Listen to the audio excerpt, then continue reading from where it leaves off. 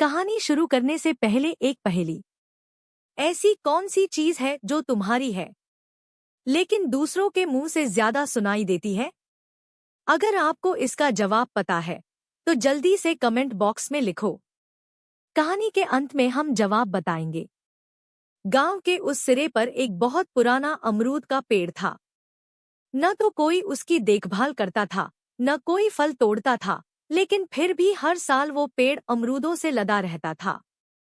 लोग कहते थे कि उस पेड़ में कोई रह रहा है, लेकिन किसी ने उसे देखा नहीं। एक दिन 14 साल का एक लड़का राजू अपने मोबाइल से बोर हो गया। माँ ने कहा, कभी बाहर भी जाया कर, ताज़ी हवा ले लिया कर। राजू धीरे धीरे गांव की ओर निकल गया और पहुंच गया उस अमरूद के पेड़ तक। पेड़ बहुत घना और बड़ा था।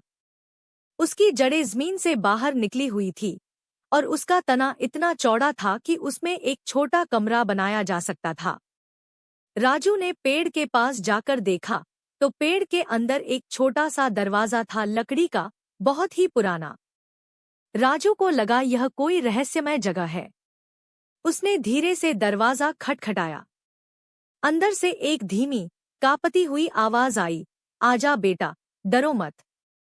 राजू थोड़ा घबराया, लेकिन जिज्ञासा इतनी थी कि उसने दरवाजा खोल दिया। अंदर एक छोटा सा कमरा था, मिट्टी की दीवारें, लकड़ी की एक कुर्सी और वहीं एक बुजुर्ग व्यक्ति बैठे थे। उनकी दाढ़ी सफेद थी, आंखों में गहराई थी और उनके हाथ में एक ताजा अमरूद था। बुजुर्ग ने मुस्कुराते हुए कहा, आओ बेटा, एक अमरूद खाओ। ये पेड़ खुद देता है, मैंने नहीं तोड़ा। राजू ने पूछा, दादाजी, आप यहाँ रहते हैं? घर नहीं है आपका? बुजुर्ग बोले, था बेटा, लेकिन समय के साथ सब बदल गया। बच्चे बड़े हो गए और उनके पास समय नहीं रहा। मैं बोझ बन गया।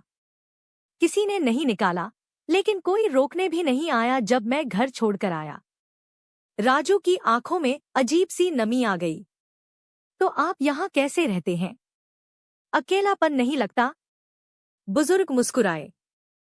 पेड़ मेरा दोस्त है, पंछी मेरे मेहमान है और ये अमरूद मेरा भोजन। अकेलापन तो तब लगता है जब लोग होते हैं, लेकिन अपनापन नहीं होता। राजू को पहली बार एहसास हुआ कि बुजुर्गों की आंखों में कितनी कहानियां होती हैं, कितने अनुभव होते हैं और हम अक्सर उन्हें अनदेखा कर देते हैं। हर दिन राजू वहां जाने लगा। वह स्कूल से लौटकर सीधे अमरूद के पेड़ के पास पहुंचता, दादाजी से बातें करता, उनकी कहानियां सुनता, उनके बचपन के किस्से, उनकी जवानी के संघर्ष और बुजुर्ग होने की सच्चाई। एक दिन दादाजी ने कहा, राजू, एक बात याद रखना, जिस पेड़ की छाया में बचपन गुजरे उसे कभी मत भूलना। जिस हाथ ने तुझे थामा जब तू चल नहीं सकता था, उस हाथ को बुजुर्ग होने पर मत छोड़ना। राजू ने वो बात दिल से लगाई। उसी शाम वह अपने माता पिता के पास गया और बोला, पापा, दादाजी को हमारे साथ क्यों नहीं रखते? पापा चौंक गए। दादाजी तो गांव में ही रहना पसंद करते हैं बेटा। नहीं पापा, राजू ने धीरे से कहा, वे पेड़ के अंदर अकेले रहते हैं। उनसे मिला हूं। वो अकेले हैं, लेकिन दिखाते नहीं। माँ पापा की आंखों में शर्म थी। अगली सुबह पूरा परिवार उस अमरूद के पेड़ के पास पहुंचा। दादाजी वहां बैठकर अमरूद खा रहे थे। जब उन्होंने अपने बेटे और बहू को देखा तो उनकी आंखों से आंसू निकल आए। पापा, घर चलिए। आपने हमें माफ किया, बेटे ने धीरे से कहा। दादाजी ने मुस्कुराकर कहा, बेटा, जिस दिन तुमने मुझे याद किया उसी दिन सब माफ हो गया। उस दिन राजू ने सीखा कि बुजुर्ग सिर्फ जिम्मेदारी नहीं होते, वो जीवन की असली पूंजी होते हैं। कहानी का भावार्थ, मोरल, बुजुर्गों की देखभाल और सम्मान करना हमारा कर्तव्य है। अनुभव से बड़ा कोई शिक्षक नहीं होता। अकेलेपन से बड़ा कोई दर्द नहीं होता। सच्चा परिवार वही होता है जो जीवन के हर पड़ाव में साथ दे। तो चलिए अब उस पहेली का जवाब जानते हैं। वो चीज है। उत्तर, तुम्हारा नाम।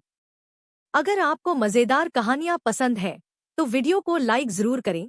चैनल को सब्सक्राइब करें और बेल आइकन दबाना ना भूलें ताकि अगली कहानी आपसे मिस न हो जाए।